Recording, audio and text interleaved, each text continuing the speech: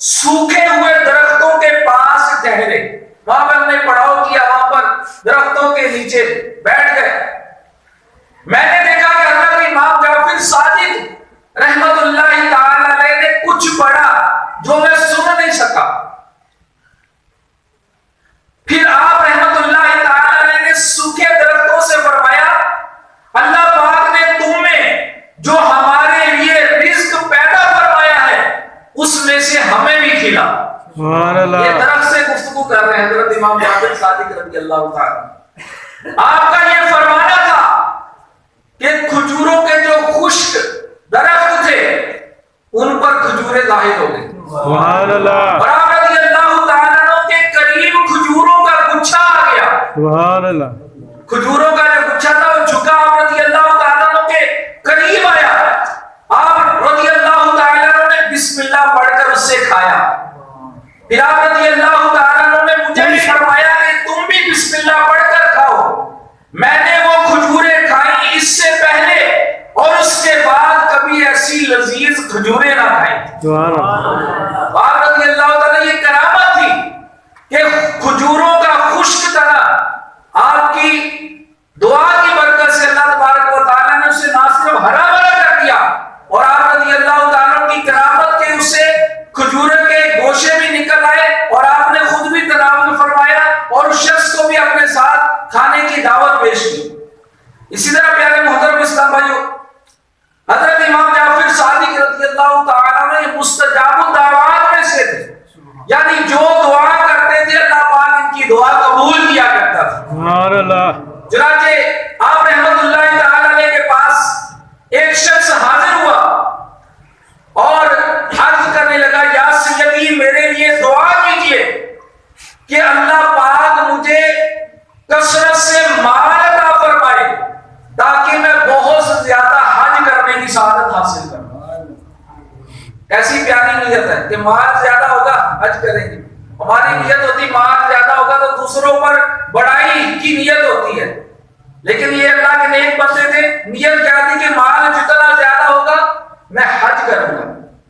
آپ رضی اللہ تعالیٰ نے اس کے لیے دعا فرمائی, یا رب عز و جل اس بندے کے مال میں برکت عطا فرما.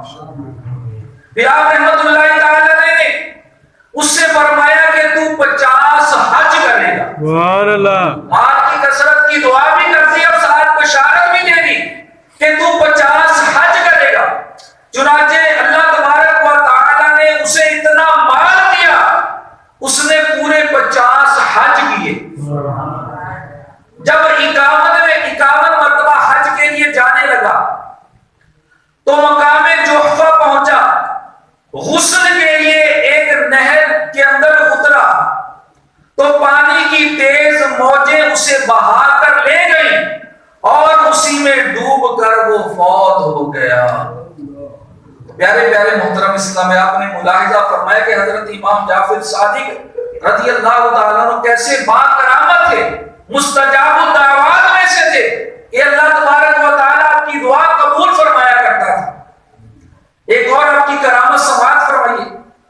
حضرت امام جعفر صادق رحمت اللہ تعالیٰ علیہ کی خدمت بابرکت میں ایک شخص 10,000 دینار لے کر حاضر ہوا اور عرض کرنے لگا, حضور میں حج کے لیے جا رہا ہوں, آپ میرے لیے اس پیسے سے کوئی مکان وغیرہ خرید لیجئے گا تاکہ میں حج سے واپسی پر اپنی اولاد کو لے کر وہاں رہنا شروع کر دوں. پھر وہ شخص حج پر چلا گیا. جب وہ حج سے واپس آیا تو اس نے آپ رحمت اللہ تعالی علیہ سے عرض کیا, حضور میرے مکان کا کیا بنا؟ آپ رحمت اللہ تعالی علیہ نے فرمایا, میں نے تیرے لیے جنت میں مکان خرید لیا. سبحان اللہ. جس کی پہلی حد حضور صلی اللہ تعالی علیہ وآلہ وسلم پر, دوسری حد حضرت علی رضی اللہ تعالی عنہ پر, تیسری حد نواسہ رسول حضرت امام حسن مجتبی رضی اللہ تعالی عنہ پر, اور چوتھی حد حضرت امام حسین رضی اللہ تعالی عنہ پر ختم ہوتی ہے. اور یہ لو میں نے اس تحریر میں بھی لکھ دیا آپ نے اس کو رکا بھی دے دیا، تحریر بھی دے دی، اس بندے کے لیے جنت میں مکان بنا دیا جائے۔ یہ خوشخبری سن کر وہ شخص وہاں سے چل دیا۔ کچھ دن بعد بیمار ہوا تو اپنے گھر والوں کو وصیت کی کہ میرے مرنے کے بعد یہ خط جو ہے یہ میری قبر کے اندر رکھ دیا جائے۔ چنانچہ اس کی موت واقع ہو گئی، انتقال کے بعد اس خط کو اس کی قبر میں رکھ دیا گیا۔ چنانچہ اگلے دن کسی نے وہی خط قبر کے اوپر دیکھا جس پر لکھا ہوا تھا امام جعفر صادق نے جو وعدہ کیا تھا وہ پورا کر دیا گیا اور اس شخص کو ہم نے جنت میں محل عطا کر دیا ہے۔ پیارے پیارے محترم اسلام بھائیو، آپ نے ملاحظہ فرمایا کہ حضرت امام جعفر صادق رضی اللہ عنہ کیسے با کرامت بزرگ تھے۔